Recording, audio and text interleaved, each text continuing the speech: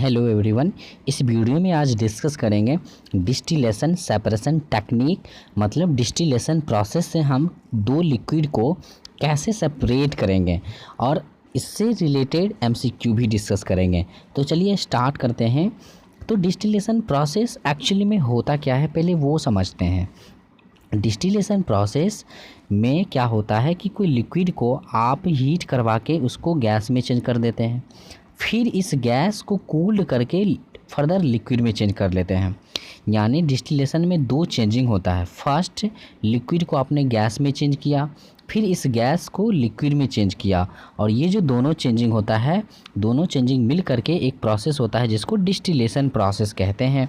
Distillation process से हम दो मिक्सिबल लिक्विड्स को अलग करेंगे, ये भी आपको ध्यान रखना है। डिस्टिलेशन प्रोसेस अप्लाई कब होता है? जब दो लिक्विड आपस में घुले हुए हो। जैसे फॉर एग्जांपल मैं आपको बोलूं कि वाटर और इथेनॉल आपस में घुले हुए लिक्विड हैं। जैसे वाटर एंड एसीटोन, ये दोनों लिक्विड है, दोनों घुले हुए लिक्विड हैं। जिस तरह से वाटर और मिल्क दोनों लिक्विड है जो घुले हुए रहते हैं, उसी तरह से जब दो लिक्विड आपस में घुले हुए हो, मीन्स जब दो लिक्विड आपस में मिक्सिबल हो, तो उन दोनों लिक्विड में से अलग अलग करना हो दोनों लिक्विड को, तो हम डिस्टिलेशन प्रोसेस अप्लाई करते हैं। तो अब क्या है कि डिस्टिलेशन प्रोसेस को दो टाइप में बांटा गया है। पहला सिंपल डिस्टिलेशन और दूसरा फ्रैक्शनल डिस्टिलेशन। तो अब ये भी हमको समझना होगा कि सिंपल डिस्टिलेशन अप्लाई कब करते हैं और फ्रैक्शनल डिस्टिलेशन कब अप्लाई करते हैं, दो मिक्सिबल लिक्विड्स को अलग करने के लिए। तो अब यहाँ पे पहले हम सिंपल डिस्टिलेशन समझेंगे कि ये अप्लाई कब होता है। तो जब दो लिक्विड के बॉइलिंग पॉइंट का डिफरेंस 25 डिग्री सी से अधिक हो, तब हम सिंपल डिस्टिलेशन अप्लाई करेंगे। यानी कहने का मतलब हुआ कि जब दो लिक्विड आपस में बहुत घुले हुए हों और दोनों लिक्विड का जो बॉइलिंग पॉइंट हो वो काफ़ी, बॉइलिंग पॉइंट का जो डिफरेंस हो काफ़ी ज़्यादा हो। जैसे एसीटोन का बॉइलिंग पॉइंट आपको पता है 56 डिग्री सी होता है, वाटर का बॉइलिंग पॉइंट आपको पता है 100 डिग्री सी होता है। तो इन दोनों में जो बॉइलिंग पॉइंट का डिफरेंस आ रहा है वो 44 डिग्री सी के अप्रॉक्स आ रहा है। तो यानी कहने का मतलब ये हुआ कि काफ़ी ज़्यादा डिफरेंस है बॉइलिंग पॉइंट का इन दोनों लिक्विड में से। तो कहने का मतलब हुआ कि जब दो मिक्सिबल लिक्विड्स का बॉइलिंग पॉइंट का डिफरेंस 25 केल्विन या 25 डिग्री से ज़्यादा हो, तब हम सिंपल डिस्टिलेशन अप्लाई करते हैं। अब इसमें होता क्या है वो समझिए, प्रोसेस समझिए। अब मैं आपको फिगर से समझाना चाहूँगा। अभी आपको याद हो चुका होगा कि एसीटोन का बॉइलिंग पॉइंट कितना होता है और वाटर का कितना। अब इन दोनों लिक्विड यानी दो मिक्सिबल लिक्विड का हम मिक्सचर इस डिस्टिलिंग फ्लास्क में लेते हैं। इसमें क्या क्या है? तो एसीटोन है और वाटर, दोनों लिक्विड का मिक्सचर है। अब इसको क्या करते हैं? हीट करते हैं। किसके थ्रू?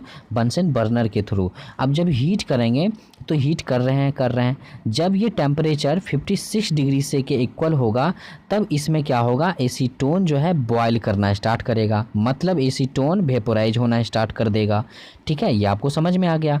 तो यानी कहने का मतलब ये हुआ कि एसीटोन पहले वेपोराइज होगा। ये क्यों? ये भी आपको पता चलेगा क्योंकि एसीटोन का बॉइलिंग पॉइंट 56 ही डिग्री से है और वाटर का तो 100 डिग्री सी है।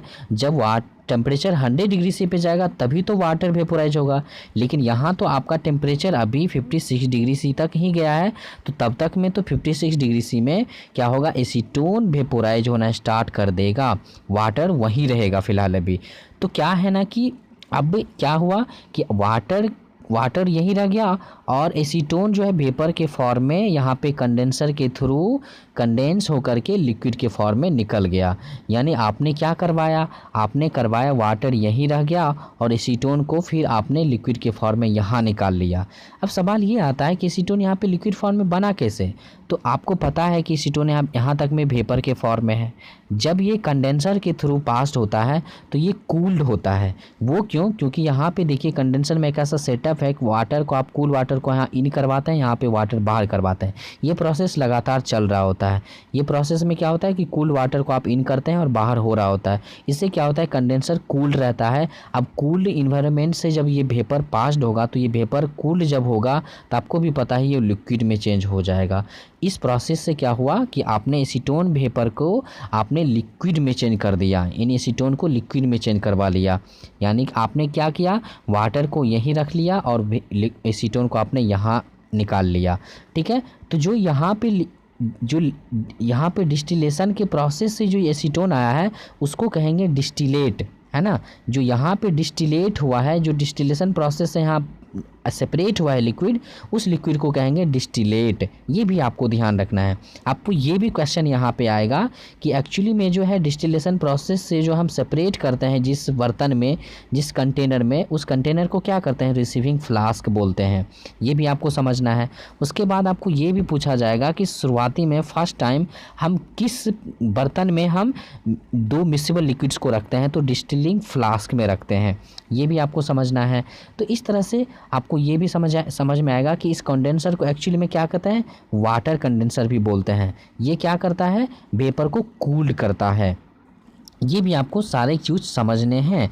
अब आपको ये समझ में आ गया कि सिंपल डिस्टिलेशन में सिंपली क्या किए, हमने हीट करवाया, जिसका बॉइलिंग पॉइंट कम रहता है वो पहले वेपोराइज हो गया, जिसका बॉइलिंग पॉइंट हायर होता है वो वेपोराइज उसको नहीं करवाते हैं। यानी हायर बॉइलिंग पॉइंट वाले सब्सटेंस को, मीन्स वाटर को आपने वेपोराइज करवाया ही नहीं, जिसका बॉइलिंग पॉइंट कम था उसी को वेपोराइज करके आपने उसको कूल करके लिक्विड फॉर्म में चेंज करवा लिया, यानी आपने 2 लिक्विड को अलग कर लिया। ये तो सिंपल मेथड था।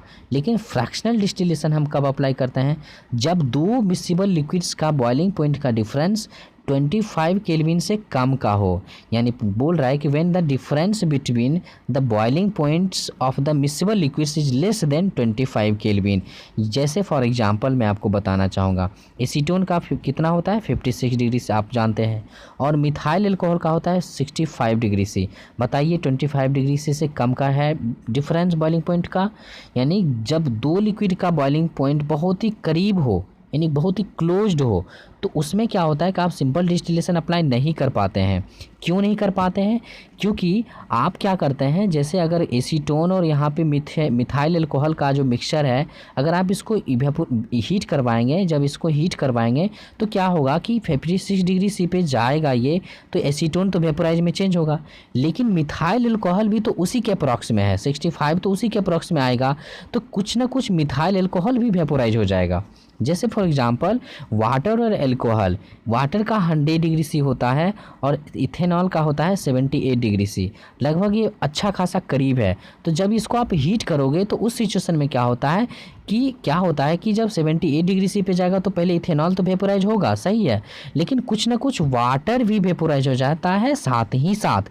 तो इसीलिए सिंपल डिस्टिलेशन में हम जब करीब रहता है, जब बॉइलिंग पॉइंट का डिफरेंस बहुत ही कम रहता है, तो हम सिंपल डिस्टिलेशन अप्लाई नहीं करते हैं, तो इसीलिए फ्रैक्शनल डिस्टिलेशन अप्लाई करते हैं। ऐसा इसमें क्या सेटअप होता है कि हम बॉइलिंग पॉइंट का डिफरेंस कम होते हुए भी हम फ्रैक्शनल से अलग कर लेते हैं 2 लिक्विड का, तो वो देखते हैं। अब यहाँ पे इस फिगर में आपको दिख रहा होगा, इसमें एक्स्ट्रा बस फ्रैक्शनेटिंग कॉलम आता है। सिंपल डिस्टिलेशन के सेटअप से इसमें एक्स्ट्रा क्या है, ये फ्रैक्शनेटिंग कॉलम रहता है। यही कॉलम इसमें एक्स्ट्रा है। क्या है ना कि मान लेते हैं कि अल्कोहल वाटर का मिक्सअप लिया आपने इसको हीट करवाया, तो साथ ही साथ दोनों ही हीट होता है, सॉरी साथ ही नहीं साथ, मतलब पहले अल्कोहल यहाँ पे वेपर में चेंज होगा, फिर क्या होता है कि हीट करते ही रहते हैं और वाटर भी वेपर में चेंज होगा। मतलब ये अल्कोहल कब वेपर में चेंज होगा, जब वो 78 डिग्री सी पे टेम्परेचर जाएगा तो अल्कोहल वेपोराइज हो गया।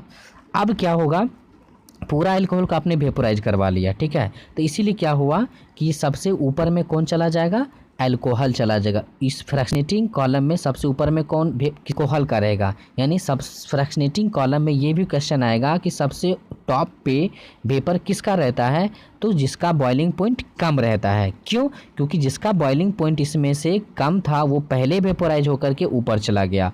अब क्या होगा, 78 डिग्री सी पे जितना भी अल्कोहल था वो वेपोराइज होके इसमें ऊपर में टॉप पे चला गया। अब आगे फिर टेम्परेचर को बढ़ाएंगे, फिर 100 डिग्री सी पे टेम्परेचर ले जाएंगे और इसी 100 डिग्री सी टेम्परेचर पे वाटर भी वेपोराइज होना स्टार्ट कर देगा। यानी आपने दोनों को वेपर में चेंज किया और अब क्या, यहाँ तक में दोनों वेपर आ गया। अब दोनों वेपर में टॉप पे किसका वेपर रहेगा, अल्कोहल का, बॉटम में किसका वेपर रहेगा, वाटर का। अब इस दोनों वेपर में से पहले वेपर कौन जाएगा कंडेंसर में, तो पहले जाएगा अल्कोहल का। अब ये कंडेंसर में कूल्ड हो करके अल्कोहल को हम लिक्विड के फॉर्म में निकाल लेंगे। फिर क्या होगा, वाटर का वेपर इस कंडेंसर के थ्रू जाएगा और फिर अनदर कंटेनर में हम वाटर को लिक्विड फॉर्म में निकाल लेंगे। तो इस मेथड से हमने अलग अलग कंटेनर में फ्रैक्शनल डिस्टिलेशन कंसेप्ट से आपने दो लिक्विड को अलग अलग कर लिया। तो ये आपको समझ में आया होगा। तो ये भी आपको यहाँ पे ध्यान रखना है कि एक्चुअली में इस एक्स्ट्रा इसमें क्या लगाया गया, फ्रैक्शनेटिंग कॉलम लगाया गया। ये दो मिक्सेबल लिक्विड्स को किस में रखते हैं, तो डिस्टिलिंग फ्लास्क में रखते हैं। हम किस में अलग अलग लिक्विड को रखते हैं, तो रिसीविंग फ्लास्क में लेते हैं। इसमें वाटर को कंडेंसर में क्या होता है, कंडेंसर में वाटर को इन करवाया जाता है, वाटर को आउट करवाया जाता है। कौन से वाटर को, तो कूल्ड वाटर को। ये सारी चीज़ें, इसमें थर्मामीटर भी लगा हुआ रहता है ताकि आप टेम्परेचर को देख सकें कि टेम्परेचर उसके 78 तक गया है क्या नहीं, या फिर 100 डिग्री सी तक गया है या नहीं, या फिर 56 डिग्री तक गया है या नहीं। इसलिए थर्मामीटर का भी यूज यहाँ पे किया जाता है। तो आई होप कि आपको ये समझ में आया होगा कि फ्रैक्शनल डिस्टिलेशन कब अप्लाई होता है और सिंपल डिस्टिलेशन मेथड कब अप्लाई होता है। अब फ्रैक्शनल डिस्टिलेशन का कुछ एग्जाम्पल्स याद रखें। क्रूड ऑयल आप प्रीवियस क्लास में भी पढ़े होंगे कि क्रूड ऑयल को रिफाइन करने के लिए हम फ्रैक्शनल डिस्टिलेशन अप्लाई करते हैं, क्योंकि क्रूड ऑयल में बहुत सारे प्रोडक्ट्स होते हैं। पेट्रोल हो गया, डीजल हो गया, और उसमें बहुत सारा पैराफिन वगैरह है, और उसमें जो भी है बहुत सारे पेट्रोलियम प्रोडक्ट है जिसका बॉइलिंग पॉइंट का जो डिफरेंस है बहुत ही नज़दीक रहता है, बहुत ही क्लोज होता है बॉइलिंग पॉइंट का डिफरेंस। इसीलिए हम फ्रैक्शनल डिस्टिलेशन अप्लाई करते हैं। जैसे एसीटोन और मिथाइल अल्कोहल मैंने अभी बताया आपको, जैसे वाटर और इथेनॉल, इन सारे का जो बॉइलिंग पॉइंट डिफरेंस होता है बहुत ही कम होता है, इसीलिए हम फ्रैक्शनल डिस्टिलेशन अप्लाई करते हैं। अब ये आपको समझ में आ गया होगा। अब इससे रिलेटेड जो है मैं MCQ डिस्कस करेंगे। यहाँ पे आपको मैं बताना चाहूँगा MCQ, यहाँ पे फर्स्ट MCQ देखिए, the process of evaporating a liquid and then condensing vapour by cooling. बोल रहा है कि वो प्रोसेस क्या कहलाएगा जब लिक्विड को आप एवेपोरेट कराते हैं फिर इसको वेपर को कंडेंस करवाते हैं बाय कूलिंग मेथड, तो डिस्टिलेशन होगा। क्योंकि डिस्टिलेशन में क्या था, लिक्विड को आपने एवेपोरेट करा के गैस में चेंज करवाया, फिर गैस को कूल करा के फिर लिक्विड में चेंज करवाया, तो ये प्रोसेस डिस्टिलेशन कहलाता है। अब नेक्स्ट क्वेश्चन चलते हैं। Which one of the following pairs of separating techniques will both separate salt from mixture salt water. कहने का मतलब इन दोनों में से कौन सा पेयर्स होगा जो सॉल्ट एंड वाटर मिक्सचर में से आप सॉल्ट को अलग करते हैं। तो मैं आपको बताना चाहूँगा एक और मेथड, एक्चुअली में सिंपल डिस्टिलेशन मेथड अप्लाई कर सकते हैं सी वाटर से हम प्यूरीफाई करने के लिए, किसका, तो सी वाटर को। ठीक है, ये मैं आपको सिंपल डिस्टिलेशन में बताना चाहूँगा। जैसे देखिए यहाँ पे प्यूरीफाई सी वाटर, क्यों, क्योंकि अगर आप इस डिस्टिलिंग फ्लास्क में सी वाटर लेते हैं, सी वाटर में क्या क्या है, वाटर है और सॉल्ट भी है। ठीक है, सी वाटर में क्या है, वाटर भी है और सॉल्ट भी प्रेजेंट है। तो क्या है ना कि आप इस मिक्सचर को जब हीट करोगे डिस्टिलिंग फ्लास्क में, तो टेम्परेचर जब 100 डिग्री सी पे जाएगा तो वाटर वेपर में चेंज हो जाएगा, है ना। वाटर क्या होगा, वेपर में चेंज होगा। तो जब वाटर वेपर में चेंज हो जाएगा तो कंडेंसर से पास होते हुए लिक्विड में चेंज होकर के वाटर अलग हो गया, सॉल्ट तो यहीं रह गया, डिस्टिलिंग फ्लास्क में ही रह गया। वाटर आपने वेपोराइज करके उसको लिक्विड में चेंज करवा के वाटर आपने निकाल लिया, यानी आपने क्या किया, सी वाटर में से वाटर को अलग कर लिया by the simple distillation process. तो ये एक चीज़ है। तो यहाँ पे मैं आपको यही बोल रहा था इस क्वेश्चन में कि इनमें से कौन सा दो प्रोसेस में आप सॉल्ट को आप सी वाटर से अलग कर सकते हैं। पहला तो इवेपोरेशन आप सीख चुके हैं, हम डिस्टिलेशन भी अप्लाई करके सॉल्ट को बाहर कर सकते हैं, या सी वाटर में से वाटर को अलग कर सकते हैं, सॉल्ट को अलग कर सकते हैं। नेक्स्ट क्वेश्चन पे चलते हैं। Liquids that do not mix are said to be. दो लिक्विड जब नहीं मिक्स होगा तो उसको क्या कहेंगे, मिसिबल के इमिसिबल, मिसिबल कहेंगे। दो लिक्विड जब घुले हुए रहेंगे एक दूसरे से तो उसको मिसिबल कहते हैं। नेक्स्ट क्वेश्चन पे चलते हैं। Two change of state occur during distillation. कौन सा दो चेंजिंग होता है आपकी डिस्टिलेशन प्रोसेस में। तो देखिए पहले क्या होता है, लिक्विड गैस में चेंज होता है, फिर गैस क्या हुआ, लिक्विड में चेंज होता है। तो फर्स्ट नंबर आंसर होगा। नेक्स्ट क्वेश्चन पे चलते हैं। The distillate is liquid that, आखिर एक्चुअली में डिस्टिलेट कब बनता है, जो डिस्टिलेशन प्रोसेस से लिक्विड बाहर होता है उसको डिस्टिलेट बोलते हैं, ये आपको पता है। तो एक्चुअली में कंडेंस होने के बाद ही ना, वेपर कंडेंस होगा तो वो लिक्विड में चेंज होता था, तो इसीलिए आंसर होगा कंडेंसेज आफ्टर डिस्टिलेशन। तो आंसर बी नंबर हो जाएगा। नेक्स्ट क्वेश्चन पे चलते हैं। Crude oil can be fractionally distilled to produce, यहाँ पे डीजल भी प्रोड्यूस करता है, पेट्रोल भी, पैराफिन भी, इसलिए ऑल ऑफ दीज होगा। मतलब क्रूड ऑयल में से कौन कौन सा प्रोडक्ट आप by the fractional distillation method से सेपरेट करते हैं, तो डीजल को भी सेपरेट करते हैं, पेट्रोल को भी, पैराफिन को भी, तो इसलिए ऑल ऑफ दीज आंसर होगा। नेक्स्ट क्वेश्चन पे चलते हैं। Distillate formed after distillation is and condensed solution, sorry यहाँ पे यहीं तक क्वेश्चन था। Distillate form after distillation is an, तो उसको क्या कहते हैं, तो उसको कहते हैं कंडेंस्ड सॉल्यूशन। फिर से मैं बता रहा हूँ, लिक्विड को आपने वेपोराइज किया, वेपर में चेंज किया, अब इस वेपर को कंडेंसर के थ्रू आपने उसको कूल करा के फिर लिक्विड में चेंज किया। अब जो ये जो लिक्विड है एक्चुअली में वो कौन सा सॉल्यूशन है, एक्चुअली में कंडेंस्ड सॉल्यूशन है ना, ये ध्यान रखना है, क्योंकि कंडेंस्ड के थ्रू लिक्विड बना है, इसलिए बोलेंगे condensed solution, first number answer होगा। नेक्स्ट क्वेश्चन पे चलते हैं। In the fractionating column of a fractionation as we go higher in the column, तो जब आप हायर जब फ्रैक्शनेटिंग कॉलम में जब हायर पे आप जाते हैं तो वहाँ पे किसका एक्चुअली में किसका वहाँ पे रहता है वेपर, तो यही पूछ रहा है जिसका बॉइलिंग पॉइंट लोअर होता है, या फिर ये बोलें कि वहाँ पे टेम्परेचर क्या रहता है, तो वहाँ पे टेम्परेचर लोअर रहता है, टेम्परेचर हाई बॉटम में रहता है। फिर से मैं बोल रहा हूँ, फ्रैक्शनेटिंग कॉलम में बॉटम में नहीं, शुरुआती में आप खुद सोचो कि टेम्परेचर हाई होगा या लोअर होगा, तो टेम्परेचर हाई होगा, और फ्रैक्शनेटिंग कॉलम के टॉप में टेम्परेचर लोअर रहेगा। ठीक है, तो ये आंसर क्या हो जाएगा, टेम्परेचर बिकम्स लोअर, आंसर 1 हो जाएगा। नेक्स्ट क्वेश्चन पे चलते हैं। The process of heating a liquid mixture to form vapours and then cooling the vapours to get the pure component is called, क्या कहलाएगा, तो ये जो प्रोसेस कहलाएगा, एक्चुअली में इस प्रोसेस वो कौन सा प्रोसेस होगा जो बोल रहा है कि लिक्विड को आपने वेपर में चेंज किया और फिर बाय द कूलिंग उसको फिर लिक्विड में चेंज कर लिया प्योर फॉर्म में, तो वो कौन सा प्रोसेस होगा, डिस्टिलेशन प्रोसेस होगा। नेक्स्ट क्वेश्चन पे चलते हैं अब। Which of the following will vaporise faster, यहाँ पे आपको एक्चुअली में बॉइलिंग पॉइंट याद रखना ही पड़ेगा, तो मैं बताना चाहूँगा 457 डिग्री सी एनिलीन का होता है बॉइलिंग पॉइंट, क्लोरोफॉर्म का 334 केल्विन, सॉरी केल्विन में होगा, ये केल्विन में 457 केल्विन एनिलीन का बॉइलिंग पॉइंट, क्लोरोफॉर्म का बॉइलिंग पॉइंट 334 केल्विन, वाटर का 373 केल्विन। तो ओवरऑल मैं बोलूँ तो सबसे कम बॉइलिंग पॉइंट क्लोरोफॉर्म का होगा। तो जब आप ही बताइए, सारे के सारे ये लिक्विड है, अब इन चारों लिक्विड में से क्लोरोफॉर्म का बॉइलिंग पॉइंट सबसे कम है, तो आप बताओ पहले वेपोराइज कौन होगा जिसका बॉइलिंग पॉइंट सबसे कम है, इसलिए क्लोरोफॉर्म सबसे पहले फास्टर वेपोराइज होगा। अब आगे बढ़ते हैं। एनिलीन एंड क्लोरोफॉर्म, एनिलीन का भी मैंने बताया 457 केल्विन होता है बॉइलिंग पॉइंट, और क्लोरोफॉर्म का 334 केल्विन होता है बॉइलिंग पॉइंट। तो अब आप बताइए, इन दोनों लिक्विड का जो आप बॉइलिंग पॉइंट आप जान चुके हो, तो पहले वेपोराइज कौन होगा, जाहिर सी बात है 334 केल्विन वाला पहले वेपोराइज होगा। तो इस तरह से आप किस मेथड से इन दोनों को सेपरेट करेंगे, तो आपको पता चल गया कि इन दोनों में बॉइलिंग पॉइंट का डिफरेंस है और दोनों ही लिक्विड है, मिक्सिबल लिक्विड है, तो इसलिए हम किस मेथड से सेपरेट करेंगे, तो डिस्टिलेशन मेथड से सेपरेट करेंगे। आगे बढ़ते हैं। Which of the following is not separated through distillation process, यहाँ पे बोला है कि कौन सा इसमें ऑप्शन है जो डिस्टिलेशन प्रोसेस में अप्लाई नहीं करेंगे, तो एसीटोन एंड वाटर का तो करते हैं, एनिलीन क्लोरोफॉर्म अभी आपने देखा, impurities in sea water, of course कि सी वाटर में से आप एक्चुअली में आप वाटर बाहर निकाल सकते हैं, तो इसलिए इसमें भी डिस्टिलेशन प्रोसेस अप्लाई होगा।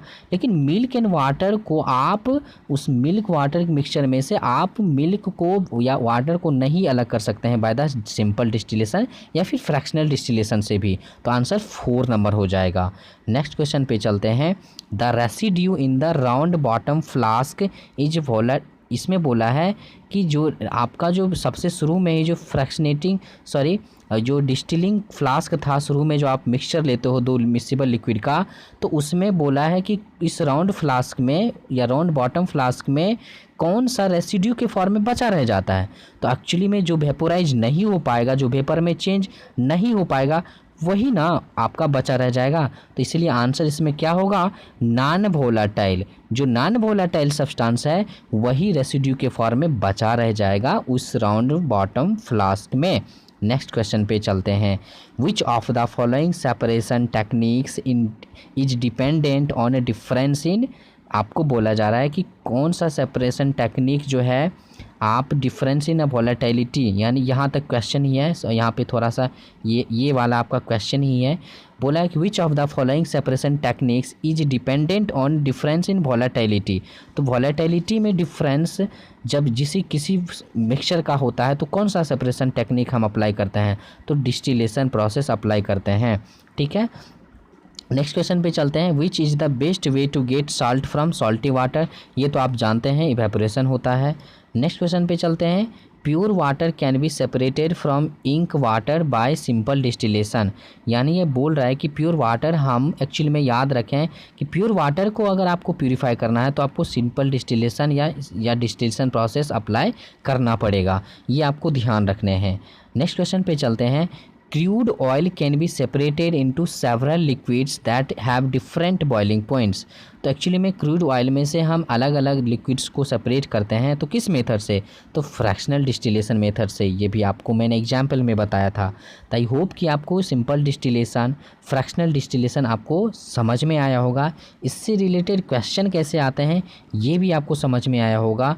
तो अब मैं आगे जो वीडियो बनाऊंगा उसमें आपका जो भी रिलेटेड होगा अब उसमें सिर्फ एमसीक्यू डिस्कस किए जाएंगे। तो आई होप कि आपको ये बेहतर मैंने समझाया। रियली में अगर आपको समझ में आया है तो प्लीज़ लाइक करें और दोस्तों के साथ शेयर करें ताकि मेरा पब्लिसिटी हो सके, क्योंकि मैं अभी न्यू हूँ, क्योंकि अभी मेरा पब्लिसिटी नहीं हुआ है, बहुत सारे लोग नहीं जानते हैं। तो ये प्लीज़ आपका ये फ़र्ज़ बनता है कि प्लीज़ मेरा सपोर्ट करें। वीडियो देखने के लिए थैंक यू सो मच।